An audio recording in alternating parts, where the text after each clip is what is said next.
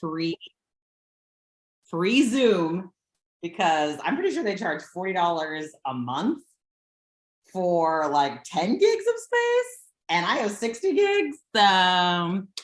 Zoom recording isn't long for the world. Also, I don't have that many gigs on my computer, so in the future, you motherfuckers might just have to be here because I'm not about to pay out my asshole so that Zoom uploads my videos. I draw the line at my asshole, okay? Whoever sees this on Zoom, or not on Zoom, on YouTube. Sorry, not sorry. If you don't draw the line at your asshole, that is your prerogative. But some of us do, okay? And that's not even an anal reference. I have nothing against anal. Hi, welcome in to that interesting conversation. Welcome in, Christy. You'll understand the context of that when you watch it back, if you watch it back. All right. Just putting on my last sort of spiritual things, my Efun powder, getting out my deck. So feel free to do you for 2 minutes while I finish up, and also close this door in case the gardeners come so they don't become dog food. You know what I mean? Because when your dogs are 70 and 120 pounds, it's not cute if they don't like people. It doesn't become cute, it becomes scary. And also potentially a lawsuit. So we're gonna make sure that we can keep this house on the hill for as long as LA provides water. And then we'll have to leave like motherfuckers had to do in the Dust Bowl, because they say honey badger doesn't care, but Mother Nature don't care, bitch. Mother Nature's like, fuck is you? I was first, which is maybe the vibes of the reading coming in, high key, low key. So,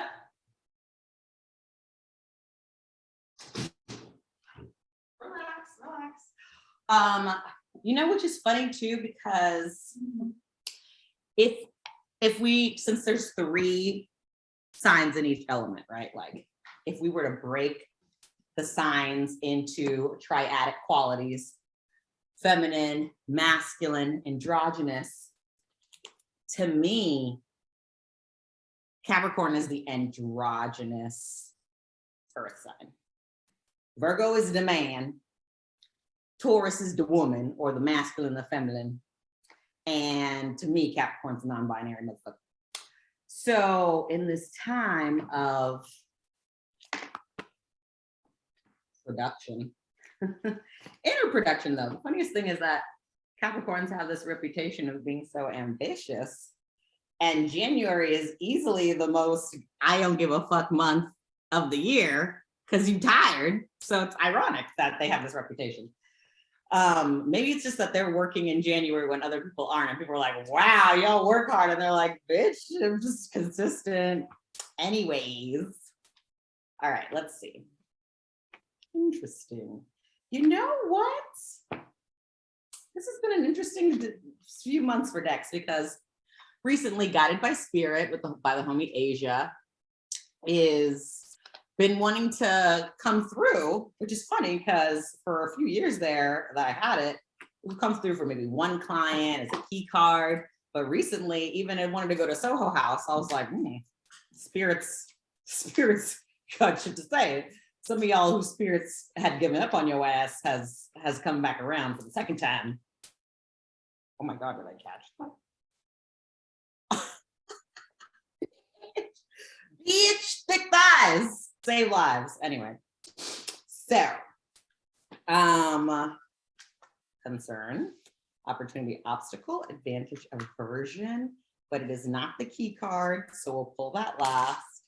So Guided by Spirit is a deck by Asia Daashuur and her husband Justin Daashuur Hopkins. Go ahead and take her last name, okay? And some of them are guides of Asia's, and some of them are just like archetypal energies. So depending on what we get, might have to read in the book because I don't know all Asia's guides, but we'll see who comes through. So our concern card for January 2023 is, oh, okay. Coming straight out with the failure. Okay. I mean, if you start from rock bottom, ain't nowhere to go but up. On God. Okay? Ask Beelzebub. Ask that nigga Lucifer. He knows, because he fell from there to where he is. Okay? But what I like about failure here is, because I'm feeling it in my life personally, some things you just aren't going to be good at. Okay? You're not going to have a graceful entry, passage, exit. Some things are just going to be fucked up. And I think that the beauty that I'm learning in this more multidimensional reality that we're going into, and I'm trying to prepare people. I keep saying this is a pre-election year because to me it is, okay? I know we don't technically have anybody in office till 2025 who's different, but this is all pre-election years. And why I say that is just, I keep telling my clients, you need to prepare for more upset, like there's going to be a lot more disturbing and or unnecessary things happening as we transition into further and further aligned dimensions with who we are to ourselves. But I think it's important to start with this because a lot of people think, okay, well, I'll be neutral when things are good. And just like your martial arts practice, that's not what neutrality is for. Neutrality is not for when you don't need it. Neutrality is for when you need it. So in these times where we are being failed by others, AKA let down from expectations that we either had no business being on or they had no business saying they could uphold, probably both, because it's always this and that. It's never this or that because we don't live in a binary reality. So with failure beginning January, I think we just come to terms, okay? You look in the mirror and you're like, we aren't good at everything. We're not supposed to be good at everything. Some things people around you can be better at you than, as long as you acknowledge that and you too are acknowledged for what you have skills in, all can be good. But it's the moment where we think that someone should be everything. Actually, I was talking to the homie Onyi about this. And we were talking about how there's no catch-all, People are like, therapy saves lives. Not everybody's life, okay? Not everyone's a great therapist, okay? Like an unbroken household saves lives. Not everybody's fucking household, okay? So this idea that it's a one size fits all rightness isn't right, okay? Paradoxically, it is itself its own negation. But why I say that is more so because this expectation that things will be good when shit I don't like isn't or doesn't exist. This isn't a place. Actually, it is a place. It's called the Holocaust. It's called enslavement. It's called colonization. It's called misogynoir, misogyny. It's called everything that everybody has not liked in time and space, called oppression. It's called oppression, okay? So in order for us to claim that something does not have the right to exist, we create a vacuum. We know existence creates a vacuum. The irony is like you create the experience of a vacuum because existentially, existence doesn't give a fuck what you think. It doesn't think itself. It has no thinks to give. But in the case with this, it's more about like, if you eliminate the relevance of something from your experience, you create the experience of a vacuum within your own cohesion of your spirit, within your own cohesion of your perspective, within your own beliefs of the world. It has no thinks to give, indeed, within your own thinks of the world. And why I think that's very significant is because for you, your beliefs, your perspective defines your entire understanding of reality. So if you create holes, vacuums, which existence abhors and will fill whether you acknowledge what it fills it with or not, since you wouldn't acknowledge what was originally filling the thing. But like, if you want to have the experience of lack, existence will allow you to do it. If you want to have the experience that existence doesn't give a fuck about you, existence is so dynamically neutral, so unconditionally loving, that it allows you to use it to hate it. Okay? Like, this is good parenting in that it is truly teaching. I mean, this is the thought that just came to me, so I'm going to go with it. It's teaching God how to walk. Okay? God also had to learn how to walk or roll or crawl, because we ain't all walkers. Okay? God, it's teaching God how to move. So let me not be ableist. Okay? It's teaching God how to move. And so failure is teaching God how to move. So I always like to say that fear means to try or to risk, but fail, its etymology means to stumble.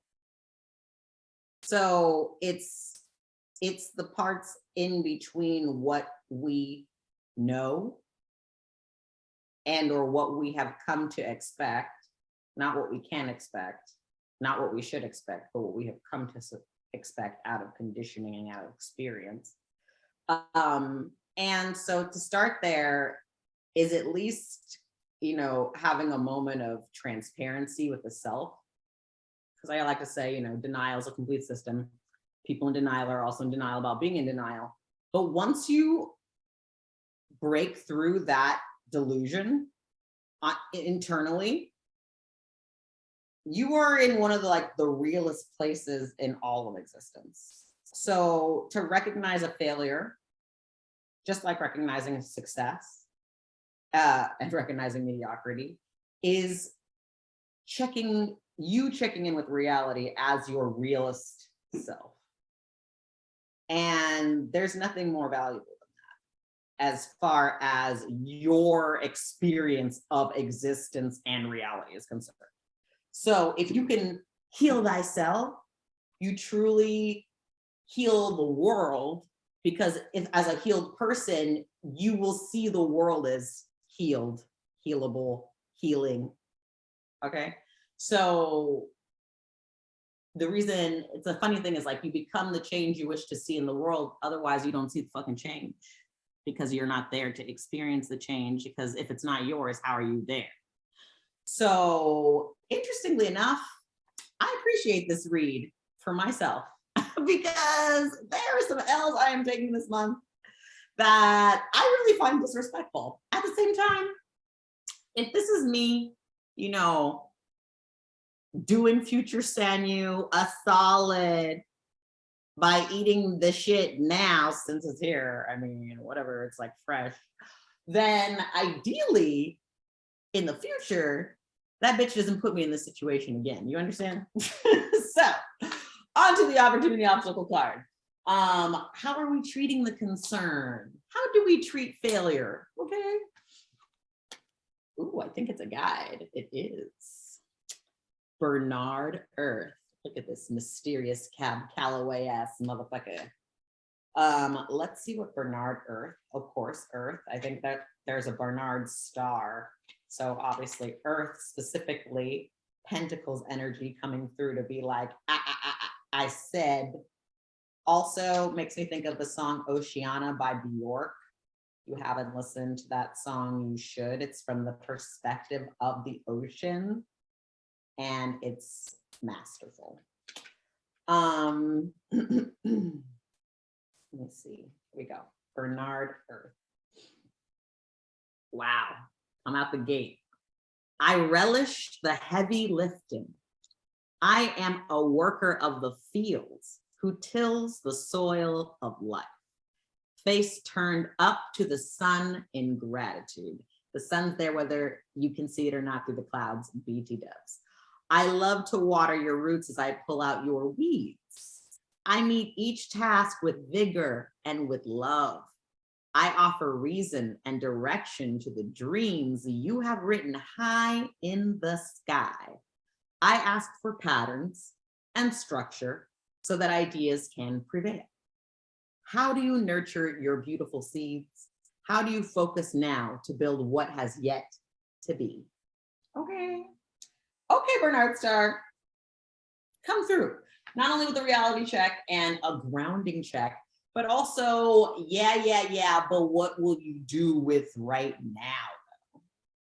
now? Otherwise known as, I can give it to you, but what you gonna do with it? I can give it to you, but what? And teaching God how to move, right? Like, if you're creating an infinite, eternal being from your own infinite, eternal being, and at some point, the infinite, eternal being that you made from what you are outlives you in some construct of that reality in another frequency, because obviously we're talking about infinites within infinites within infinites, okay?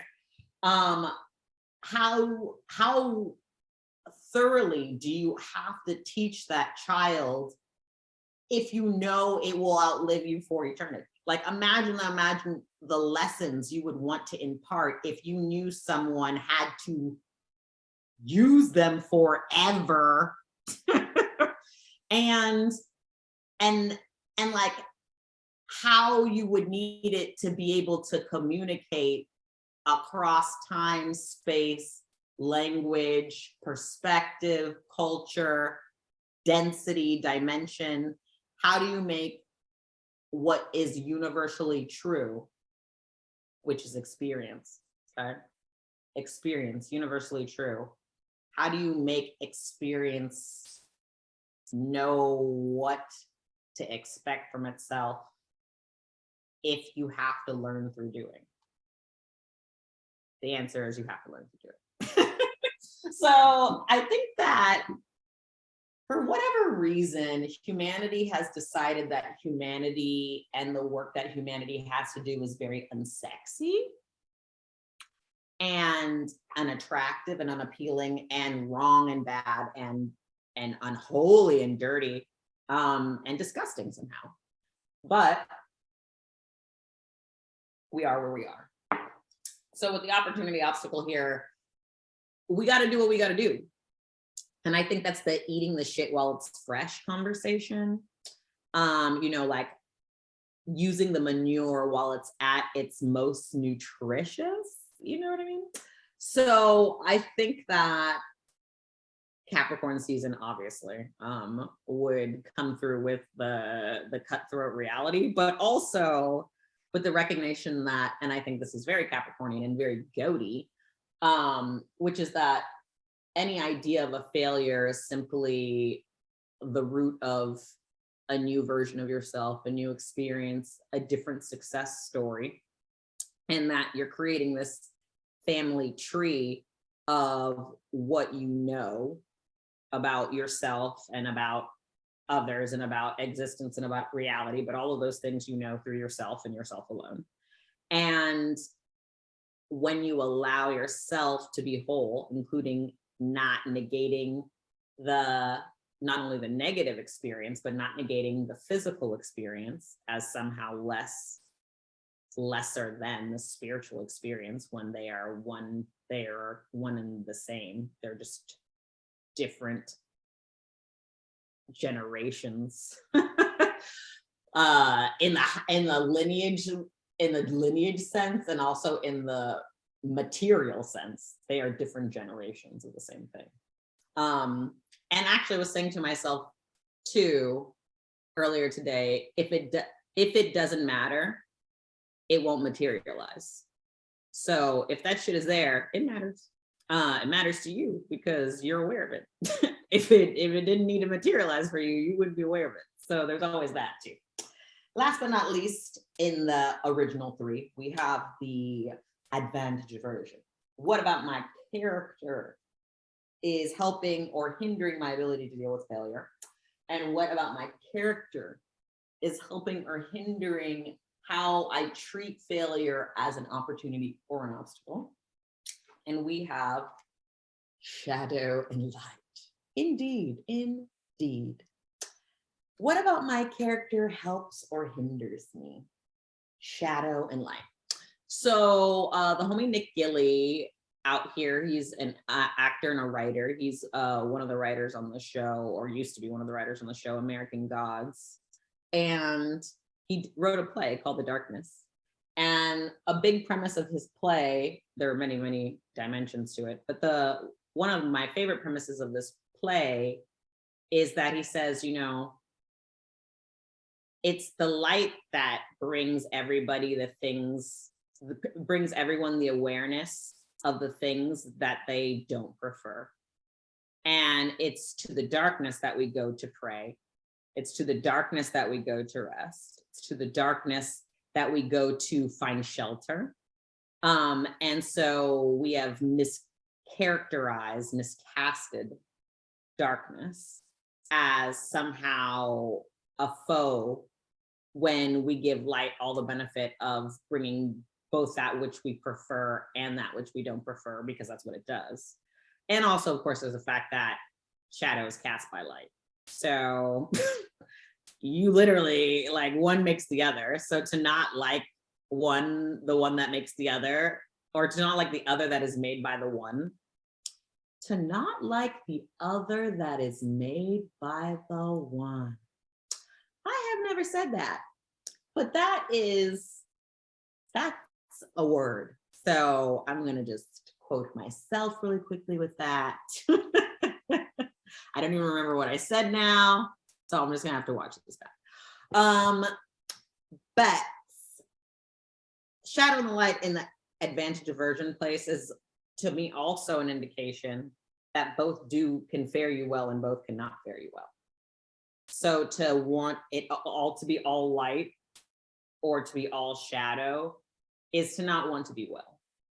And that takes us back to the original conversation too. Yes, thank you. And that takes us back to the original conversation too, which is like, if you want to create vacuums where existence, when you know existence abhors a vacuum simply because it is not a part of its nature to not exist. So taking it back to that, if you want to eliminate one, you have to eliminate the other. And then you have to ask yourself the question, oh shit, am I just like a fucking nihilist? And if the answer is yes, or am I being a nihilist? And if the answer is yes, obviously you know where you learned that. But the question is, does it serve you in accepting what is? And if the answer is no, then the answer is that it doesn't serve you. So this kind of, I was gonna say cut and dry, but it's not cut and dry. This kind of explicit, blunt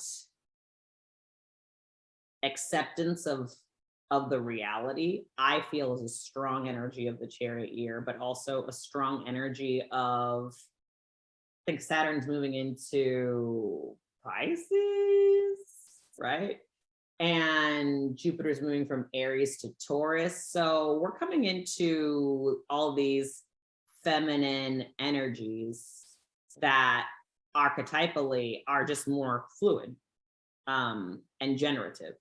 And I think that for this reason, all of the rigidity that doesn't, one, sustain itself, two, seeks to not only invalidate what's there, but invalidate what has been there, not only forever, but like for a long time in the zeitgeist, even as an accepted thing. Like this whole shit going on in the House right now is hilarious. This motherfucker cannot win the House Speaker seat, and for that reason, they have no voice. It's incredible. And also, it's also probably a prerequisite to us forming more of a parliament at this point. But like, because obviously there's need to be 4 or 5 different parties as opposed to 2. But it's just interesting to see how what invalidates itself in this time is so much quicker in showing its ass and also breaking the fuck down.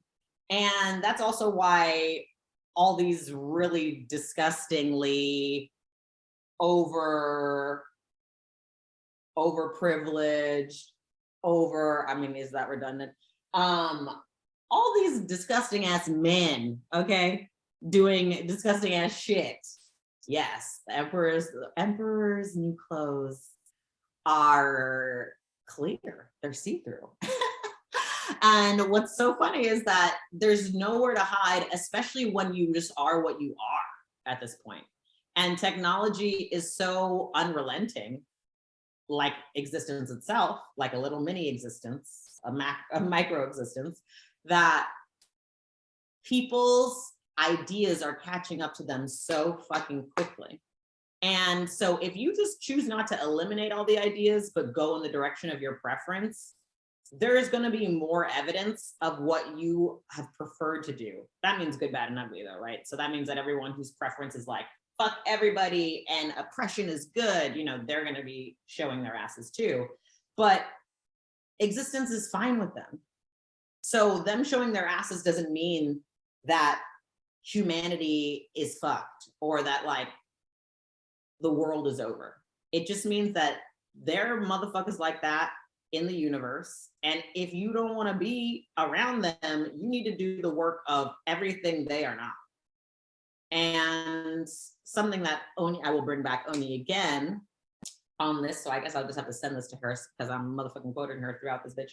But it is actually an incredible work of strength, an incredible feat of skill to maintain your integrity as the version of yourself that you most prefer in the face of all evidence to the contrary in any corner of the world from any person, whether you know them or not, in any time and space in history, that if you could be authentic to what you know yourself to be, which doesn't mean that you have to be a good person or a wise person or a learned person, but that you are doing what you actually know how to do.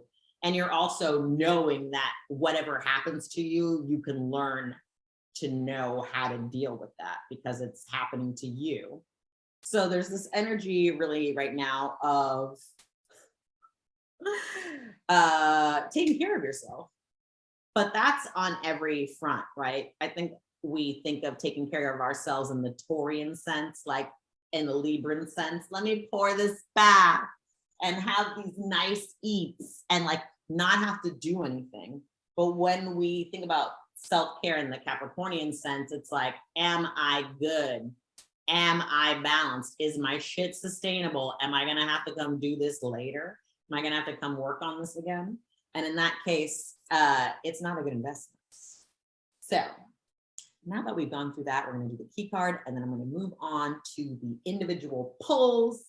And then we will move on to the full moon tomorrow in Cancer and see what there is to see. All right, our key card is from our old friend, Vision.